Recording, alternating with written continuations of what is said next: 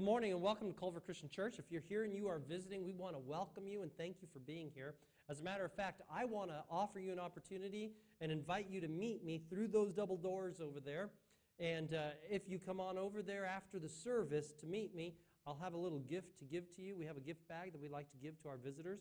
So please, come meet me, shake my hand, ask whatever questions you want to ask, and I'll try and answer as best as I can. But seriously, thank you for being here today. Also, in your bulletins, you're going to find this flyer. Here's the deal. There's a ton of them out there also in the foyer, and what I want, if you can, take 5, 10, 15, 20 of them, and go to your neighbors, knock on their doors, and say, hey, love to invite you to church.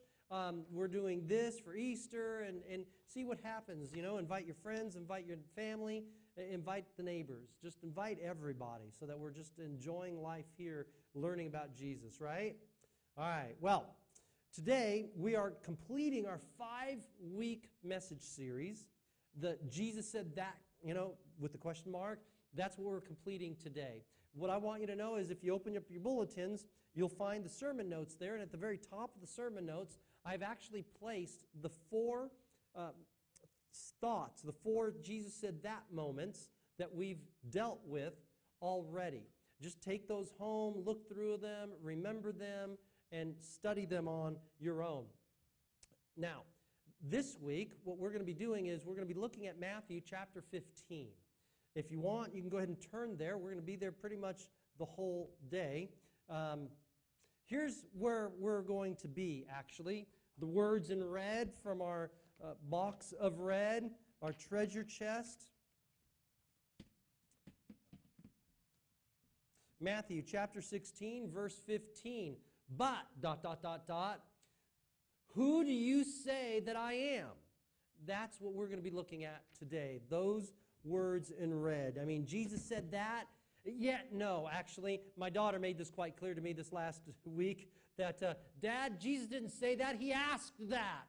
Okay, if we're going to be that technical, yes, you're right. He asked that. He didn't say that. So that's where we're going to be today. Now, I have long enjoyed just kind of reading through famous lines and reading through famous writings of famous people. And here's one that I kind of came across. I want to just kind of throw this out at you. Quote, as our country was approaching its bicentennial, a man wrote a book called My America, Your America. In the foreword, he says, quote, I know that this wonderful life of mine could never have happened anywhere but here. My parents knew this long before me. End of quote. This was one of our presidents speaking and writing about Lawrence Welk and his family in his book, Stories in His Own Hand.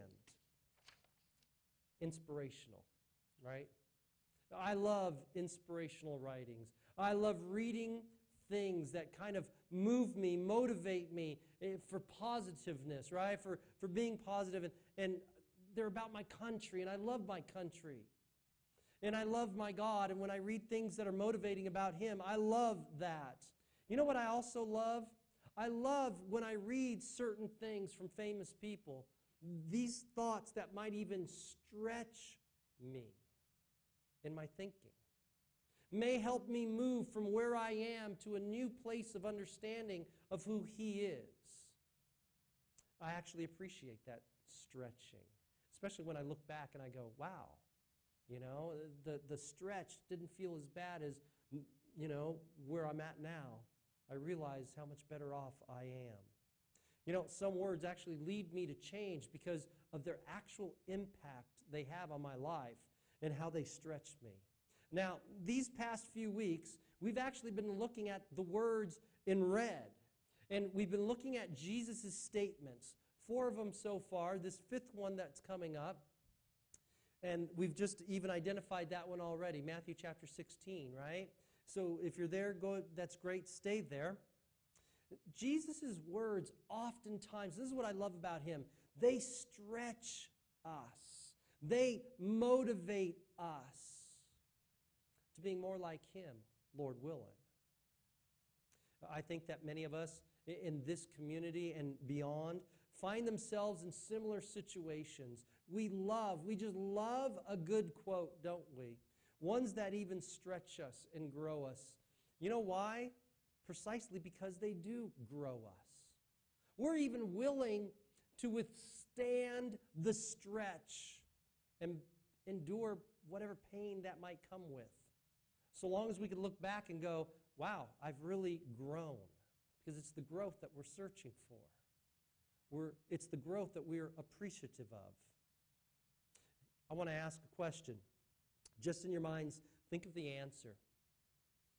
Out of all the things that Jesus has said, whether the ones we've studied this last 4 weeks or ones that you know of, what's the one that has captured your heart the most?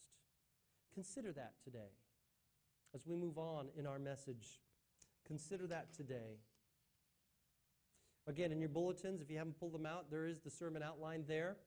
And we've already reviewed what's in the box, right?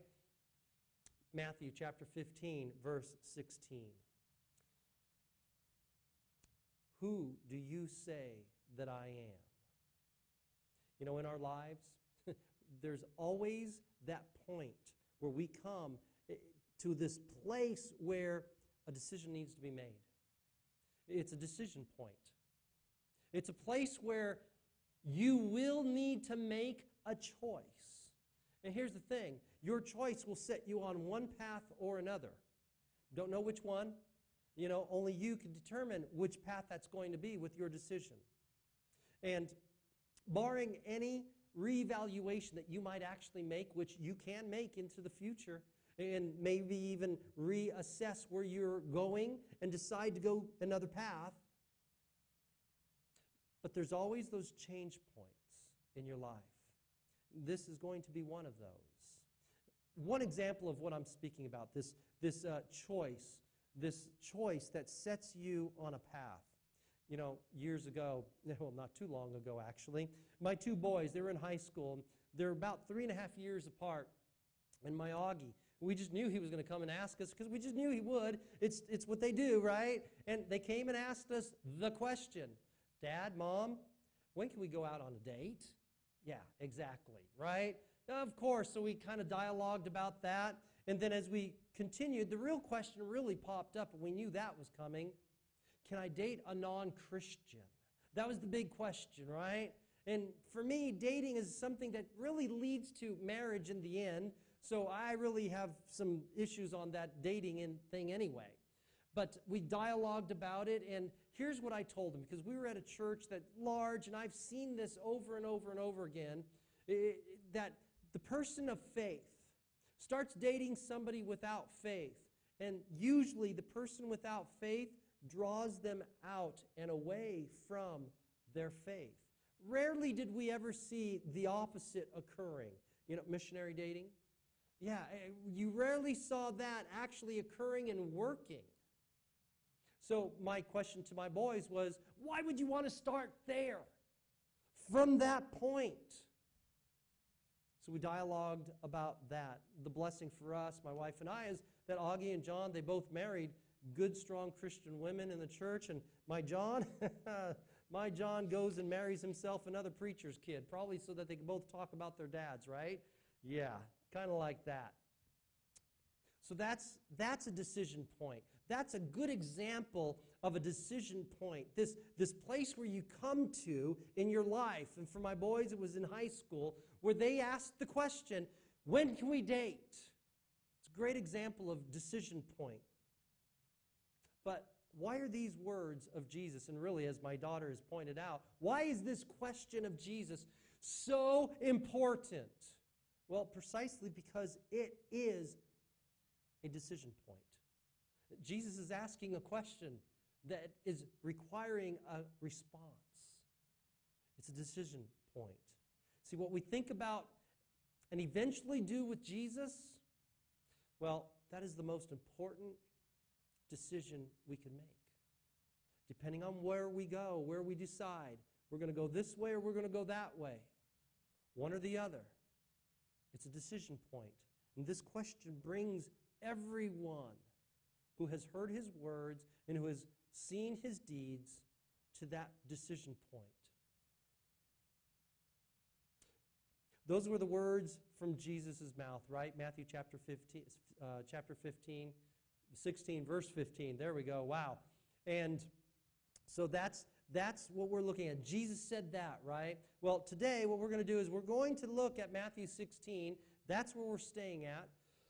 Excuse me. And by the way, for those of you who have prayed for me this week, thank you so much for your prayers. And Tuesday and Wednesday, I was just home sick like a dog. But anyway, this passage, Matthew chapter 16, it has two parallel passages. Luke chapter 9, starting in verse 18. In fact, Luke chapter 9, verse 18 lets us know that Jesus, before he starts his dialogue with his disciples, he actually bathes this whole period in prayer. Very important to understand that. Very important to capture that. Then the second parallel passage to this Matthew chapter 16 is Mark chapter 8, verse 27 through 36. For today, again, we're only going to be in Matthew chapter 16. So let's start in verse 13. Here's what Jesus says. Here's what the Bible has to teach us. Verse 13. When Jesus came to the region of Caesarea Philippi, he asked his disciples, "Who do people say the Son of Man is?" Well, that's a loaded question from Jesus, just so you know. Because we already know he reads the minds of people. He knows what people are already thinking. He also knows that his disciples are listening in on what the talk around town is about him. So he already knows that. So it's kind of a loaded question. And Jesus knows that all these people, what they're trying to do is put him in a box. They're trying to figure him out. All right? They're just trying to ID him. They're trying to figure out who really is this guy. We've seen what he has done, his works. We've seen his deeds. We have seen and heard his words. So they're just trying to figure out who this Jesus guy is, right? It's a loaded question. Jesus also knows that chances are some of his disciples, the apostles, are probably being influenced by some of the leaders in the Jewish community with some of what they're saying who Jesus is, their boxes that they're putting him in. And he's trying to help them move from where they are to this new understanding of who he is. So he asks this question. Verse 14 is their response. Here's their response. They replied, Some, Jesus, they say, you're John the Baptist. Others say Elijah, and still others, Jeremiah, or one of the prophets. Oh, by the way, that's good company. That's not slanderous. That's not mean. That's, when you talk about all these other people out here and what they're thinking about who Jesus is, trying to put him in a box, trying to peg him, trying to figure him out, actually they're saying, hey, he's elevated. We know he's something big. They're just not quite clear on what. I mean, who wouldn't want to be equated to Elijah? And who wouldn't want Elijah on their side, right? Here's what they're not saying. Just to be clear, they are not speaking about reincarnation. They are not. In fact, Jewish temple thought never even thinks about reincarnation, never speaks of reincarnation. It's just not in their thought.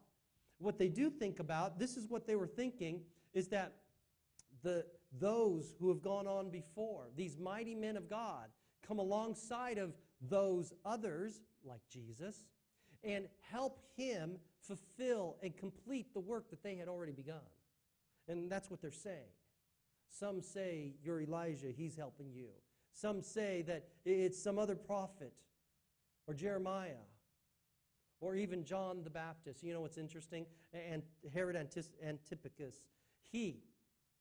we know this from Luke's passage, Luke chapter 9, that he's trying to figure out all the talk as well. Because what he's hearing is that John the Baptist is risen from the dead. And, he's back. And he's thinking to himself, well, I got his head. I don't think he's come back, not with this body, right? And so he's trying to figure it out. And he even tries to get a meeting scheduled with Jesus just to say hello and find out what's going on and see, for himself what box this guy fits in. And they never had that meeting until the very end, the last day, the day of his crucifixion. Verse 15 says this, but what about you? And Jesus just turns the question now. But what about you, he asked. Who do you say that I am? So what we have here is Jesus actually leading his disciples on this journey of new discoveries of who he is. These two questions are actually designed to get them thinking about what others are saying out there about Jesus. And then to kind of bring it on home and say, wait. But what do you say? That's what they said. But what do you say?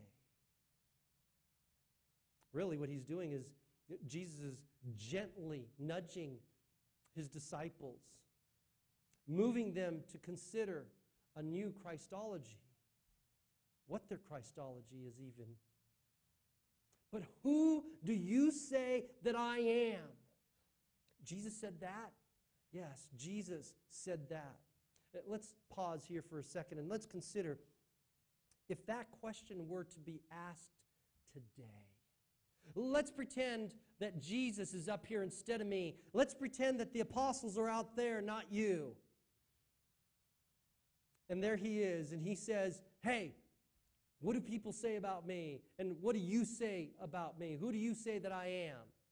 Well, what would they say? Well, think about it. They're in, what, Middle East? What's the major prominent religion there? Well, today it's Islam, isn't it? A little bit of Judaism, a little bit of Christianity, but it's major Islam. Okay, Jesus, let me tell you what these people think of you. And so the disciples, with their ears to the ground today, would be able to say, you know, they really believe that you are one of 3 of the top prophets. As a matter of fact, you're the top prophet, up there with Muhammad. You are that big. You're that important. You're up there even with Moses and above them. In Islam, Jesus, Isha, that's his name, and he's considered the righteous prophet. That's what they say. He is the righteous prophet. So all of Middle East, most of Middle East, is going to say he's a righteous man. That's what they say, the righteous prophet. In the Quran, Jesus actually bears this title. He bears the title Al-Mishai, which actually means the Christ. They think he's the Christ. Jesus, they think you're the Christ. You're a prophet and you're the Christ. In the Quran, Jesus is said to have God's word. He was sent from God with his word to be delivered throughout the world, to spread his word. See, for Muslims, Jesus actually taught no false witness. And for them, though, he wasn't necessarily divine, but can you see how easy it is to go from he is the top prophet to how divine he can be once you start reading his words and reading about his deeds? That's why a lot of Muslims are becoming Christians even today in those lands. It's a beautiful thing if you think about it. You know what's interesting? Jesus, they call you a prophet. You know, nothing's changed, has it? Because those very same words are the words that they used to describe him way back then. Jesus, they think you're a prophet. I'm not quite sure exactly what you are or who, but they think you're a prophet. Nothing's changed. At best, here's another group, non-Jews, non-Islam, that would actually say that Jesus is just a great teacher. He's a great teacher. His teachings are fantastic. You know, let's face it, the book that contains your great messages is a bestseller, Jesus. It's a bestseller. Good job, thumbs up, double thumbs up, right? Yeah. You're doing good on the polls, Jesus. Don't worry about it. You're good. You're good. In fact, people actually like the golden rule, especially when it's more to their advantage than not, right? But Jesus, things are good. But then there's this other group that the disciples would have to express to him, even today. They would have to say, you know, there's some people who think you're a lunatic, you're crazy, you just don't have it all going on up there.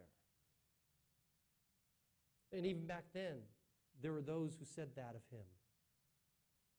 So the disciples would come up to Jesus and they would actually say, you know, Jesus, People call you the great prophet, a great teacher, and some call you lunatic.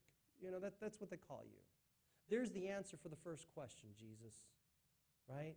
Oh, but the second question, that's Jesus pointing it right back at them. He's not pointing out there anymore, out to the people who are not here. He's pointing it to the people who were there with him that day.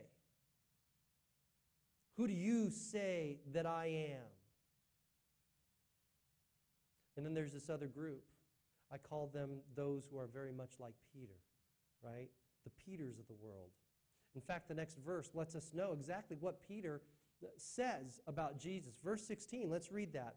Simon Peter answered, "You are the Messiah, the Son of the living God." Yeah, he's the first one to speak up. He's the first one to jump in, both feet, right? For him, he's answered the question.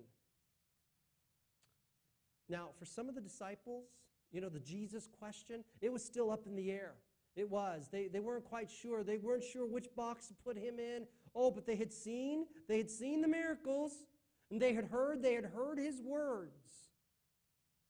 Again, Jesus is gently moving them into a Christology, into an understanding of who he is, that's stretching them and moving them to understand him better. But for Peter, he was all set. He was done.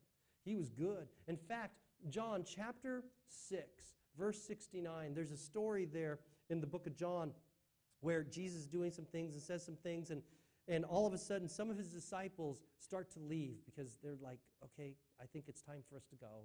And he looks at the 12 and he says, "Are you going to leave me also?" And Peter, first to show up and first to not shut up, that's for sure. He's the first one to step in and says, "Lord, to whom will we go? For only you have the eternal words of life." See, for Peter, it was already a wrapped up, sewed up situation for him. He knew. Now, he may not have understood all of what he was saying. And for sure, if you go home today and you read the rest of the passage, you are going to see that Peter, well, he got scolded just shortly after he says this declaration. So he didn't know it all, but he knew who Jesus was. He did know. Then the following 3 verses, what's interesting is Jesus takes Peter's proclamation, takes his statement and says, "You're right. Not only are you right, that is the best answer you could have given. Not only is it the best answer, it's the only answer worth giving." And I concur with it 100%. I agree. And for the next 3 verses, Jesus lets Peter know, and all the others know, that's the right answer. I'm going to read only one of those 3 verses. Verse 17. Here's what it says. Jesus says, "Blessed are you, Simon, son of Jonah, for this was not revealed to you by flesh and blood, but by my Father in heaven." Verse 18 and 19 just go on to pat him on the back and let him know, man, you did a good job. That is the right answer. Peter's confession. And then Jesus slips down to verse 21. Go ahead and slip down to verse 21. You're going to find out as we read that Jesus starts this new conversation. All part of the same day, all part of what's going on here. And he moves into this whole other dialogue with his disciples. After he asks the 2 questions, here's the dialogue he moves into. And this is what verse 21 says. From that time on, Jesus began to explain to his disciples that he must go to Jerusalem and suffer many things at the hands of the elders and chief priests and the teachers of the law, and that he must be killed and on the 3rd day be raised to life. 4 things he still has to do.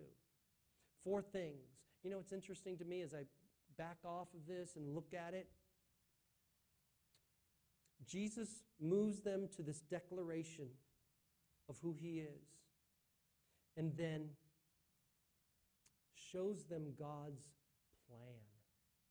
See, up to this point, I really believe that Jesus had shown them how to live on this highway of humility and love, serving all that they can serve, serving everybody they can. He had shown them it's better to love It's better to give. But here, he reveals God's plan from the beginning that the Messiah must go to Jerusalem, suffer, die, and then rise from the dead. The plan. The plan. At this point here, here's what I see. This moment is so important. This moment before Jesus asks his question and reveals his plan. This moment is so important that he bathes the whole moment in prayer. That's how important this moment is.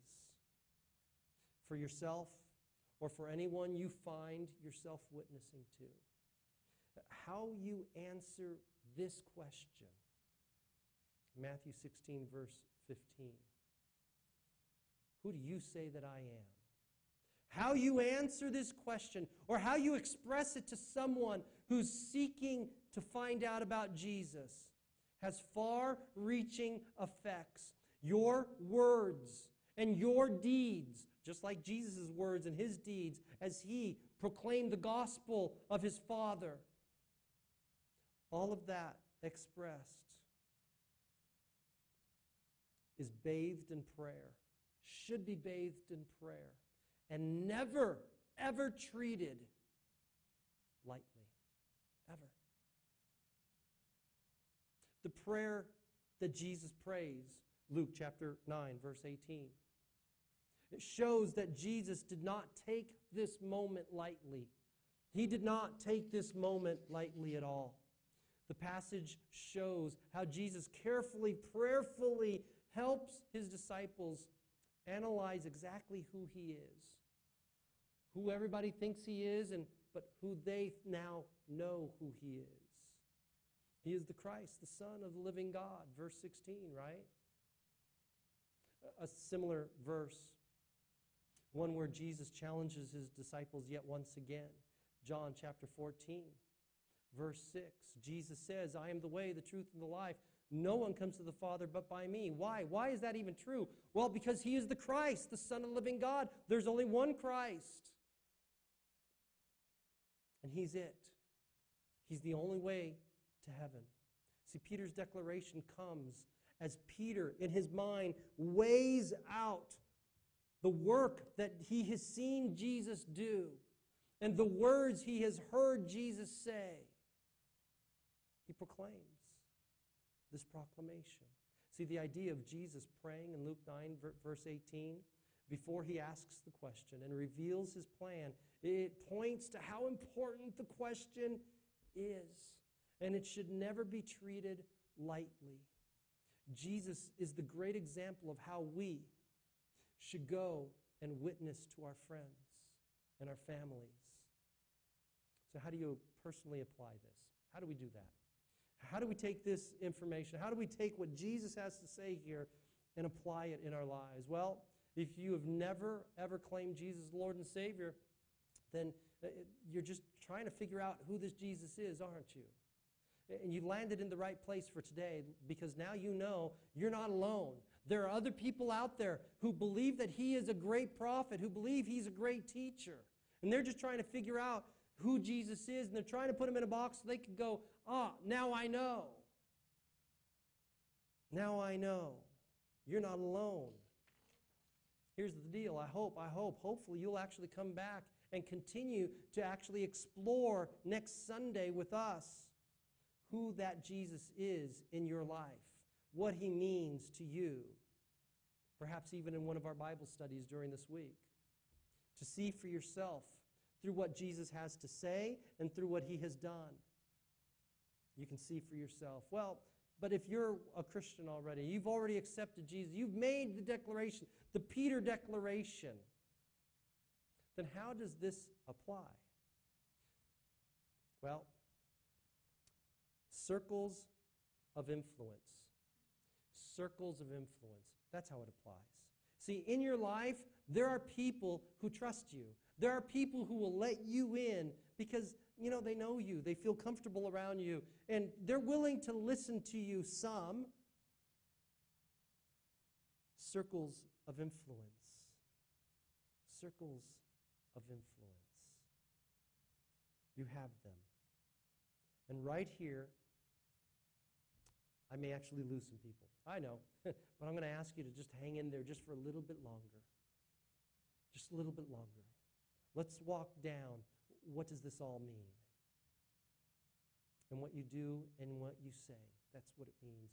In what you do and what you say, the gospel lived out in you throughout your life service, through your service to others, and your words of encouragement to the people around you. See, here's what's happening. Back then, people were trying to put Jesus in a box. Why? Because of what they've heard and what they saw. And they're trying to figure it out. They knew he was up here. Today, same thing's happening. They're watching you.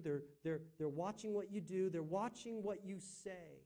And they're just trying to fit it in a box because that's what we try to do, we humans. Just trying to put it in a box. I challenge you to this. Here's what I'm going to challenge.